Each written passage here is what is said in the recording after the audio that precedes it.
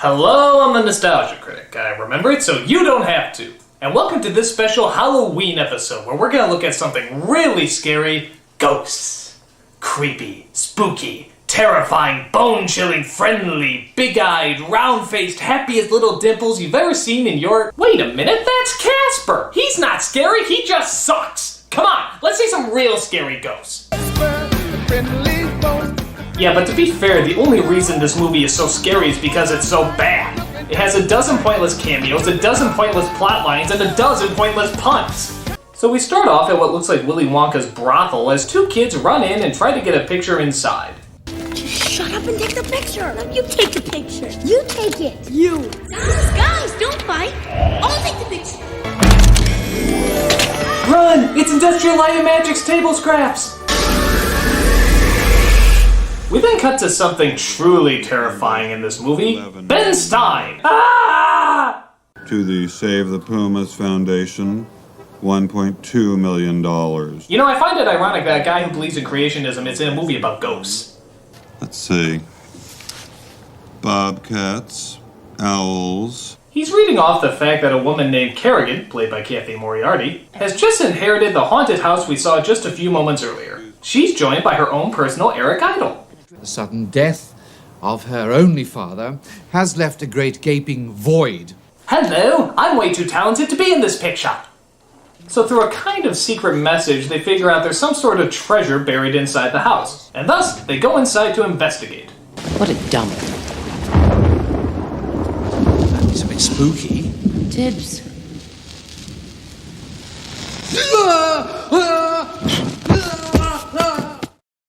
So they go into the house when they're suddenly greeted by a certain stranger. Take a guess who this is. Hi, I'm Casper. No, you shouldn't do that, or you'll wake up. Too late. Oh, great. You opened the pits of hell. I hope you're happy. Time to play. So they hire some professionals to go in and take a look at the place. Here's cameo number 3. I have quite a bit of experience. Not, like exactly doing it, but I've studied it. And here's cameo number 4. Who you gonna call? Someone else.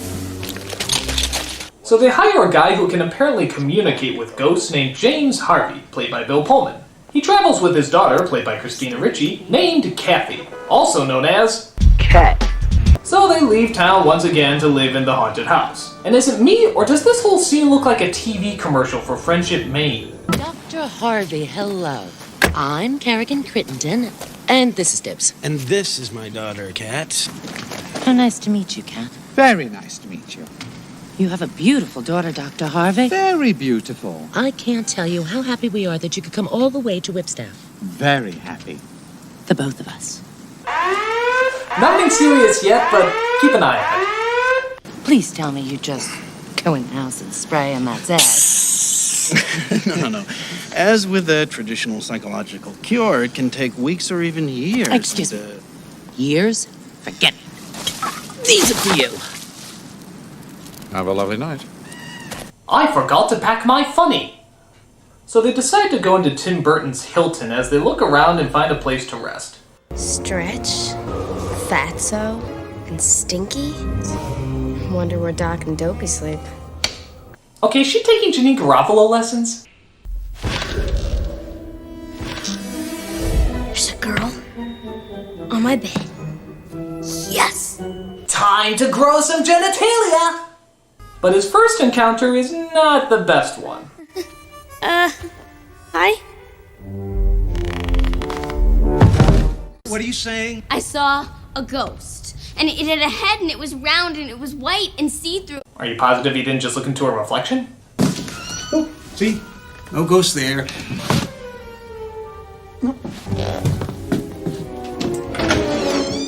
There. See? Pleasure to meet you, sir. I'm back! I'm back dead! But before Casper can explain, his ghostly uncles return back home. Hey guys, have fun. Them ponies run faster when we go down to Belmont. Here, Flicker. Raymond.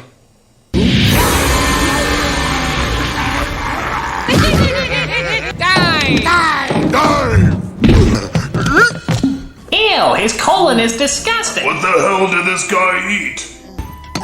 And we partake in, that's right, another pointless splooge of cameos. I'm gonna kill you. There, I did a kid's film, you happy? You think you got it tough? I got a facelift. There was one just like it underneath. Hey, the ironic thing is I really am dead. Why, that's the most attractive religious anti-Semitic sadist I've ever seen. Larry King, no! Well, gee, isn't there any way to make this scene even more pointless? Well, how about dialogue comprised of nothing but puns? We got a closet case here. Smellogram. California roll. Anybody for a little shishka dog? Take some ice. Chill. Cool party. Stay cool. Okay, those last couple were from Batman and Robin. But seriously, could you tell the difference? Get back. What the hell is that thing?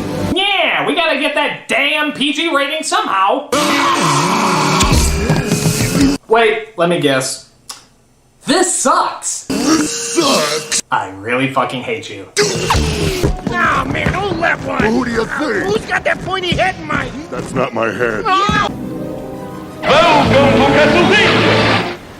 So they wake up and find that Casper is there waiting, only this time they actually try to communicate with him. What are you made of? Well, you know that tingling feeling when your foot falls asleep? I think I'm made of that.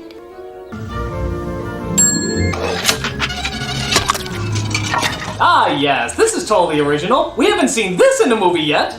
Except for Back to the Future, Chi-Chi Bang Bang, Brazil, Pee-wee's Big Adventure, and several Wile E. Coyote cartoons. But aside from that, totally original.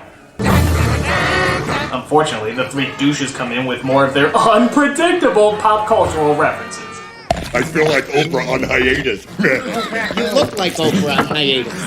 Oprah! 'Cause she's famous, right? I'm sure we got some Britney Spears jokes coming up soon, too. What's your problem? You're just cleaning the floor. Hey, shut up, skin bag. Piss off. Hey, more vocabulary I'm sure you want your kids to pick up. This movie is edgy. So Kat starts her first day of school and finds that she has a hard time fitting in. Why don't you tell us something special about yourself, Kathleen? Well, it's Kat. Haha, she meowed like a cat, her name is Kat, it's funny, ha!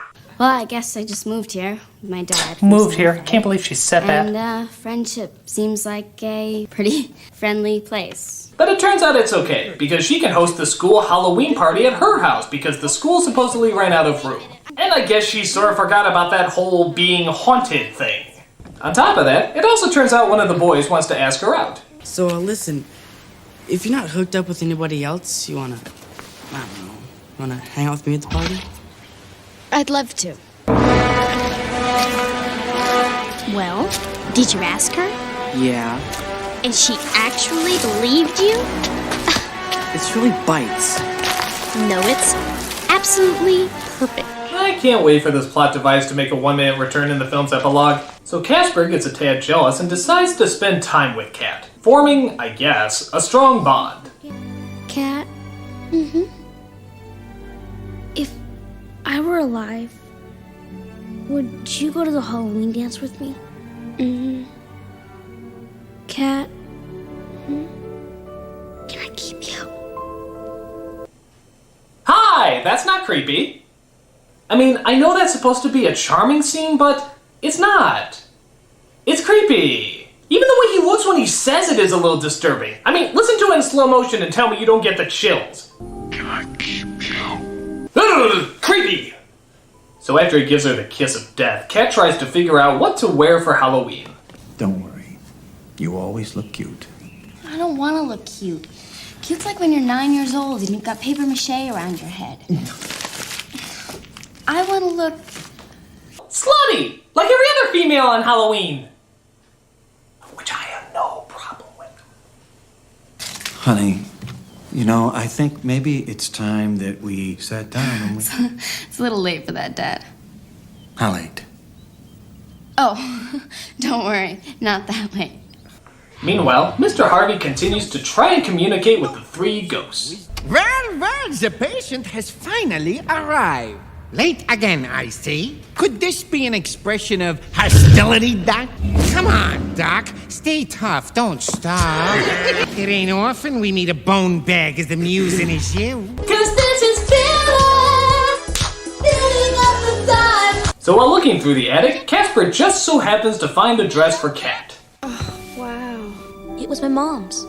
And fortunately, she was the exact same size as a 12-year-old girl. Casper, it's perfect. I guess, if you like looking like Grandma Moe's. Meanwhile, Casper finds an old sled, and memories of his past life suddenly start to return to him. I took it out, went sledding all day. My dad said that's enough, but I couldn't stop. I was having so much fun. Rosebud. And I got sick. My dad got sad. I still don't know. I always thought Casper was the ghost of Charlie Brown. He had a round head, big mouth, and probably died of cancer, which would explain the hair loss. But the sled story's good too. So it turns out his father was working on a machine to bring people back to life, I am dead serious, as Kat thinks maybe they can find it and get it to work. I would hold on. Why?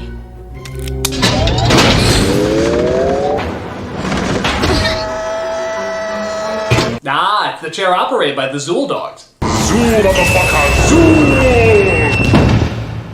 So they find his father's laboratory and try to see if they can locate the machine.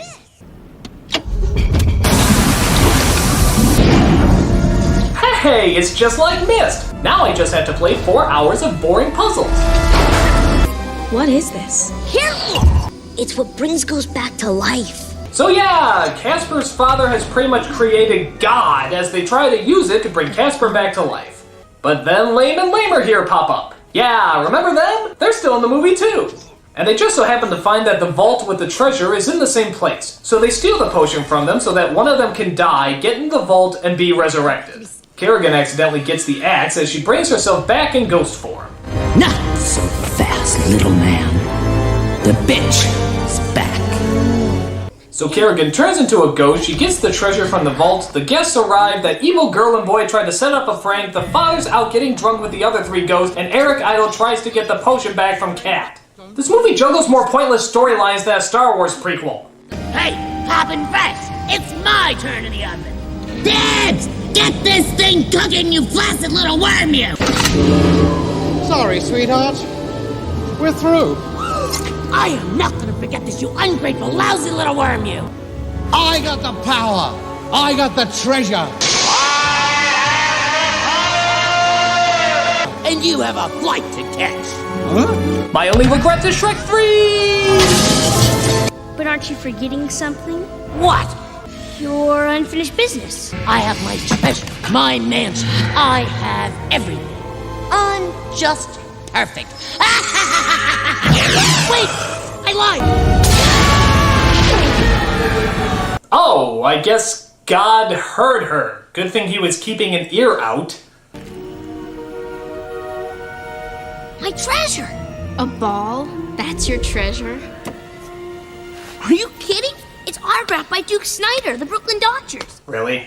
We wasted a whole entire plot point just for that? If I was actually interested in this movie, I'd be so disappointed. And speaking of bad plot threads, yet another one pops up to show its ugly deadhead. It appears Kat's father fell down a cliff and turned into a ghost himself, which of course means they're gonna use the machine to bring him back instead. Oh, sweetheart. Oh, what have I done? This is the way it's gotta be. Well, maybe you can give that liquid to a scientist, so he can figure out what goes in it and maybe duplicate. Okay, we need a climax. Dad? Oh, Kat.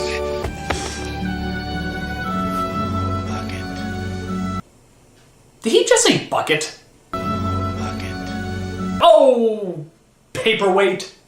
So while they enjoy their reunion, the bad girl and the bad boy try to put together a prank that, to be honest, I really don't follow.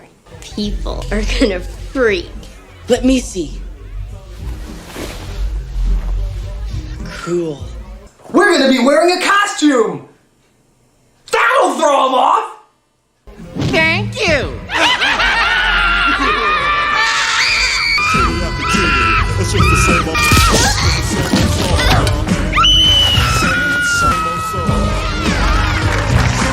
Yay! Random things! Though honestly, I could use some bungee jumpers from the ceiling, but you can't always win. So, just to throw in some last-minute cliches, Kat's mother appears, in hellish red colors, as a guardian angel who gives Casper the gift of life one more time so he can dance with Kat. So she's not really a guardian angel as much as the fucking blue fairy. I told you I was a good dancer.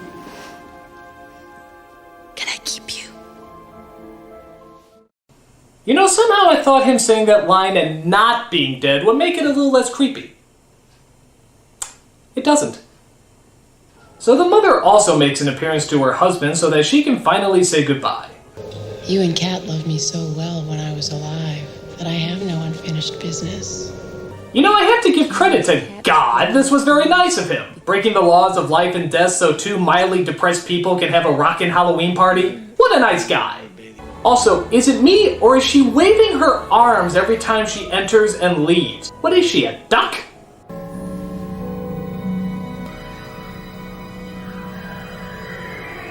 No, I haven't gotten to first base. Hell, I haven't even gotten up to bat.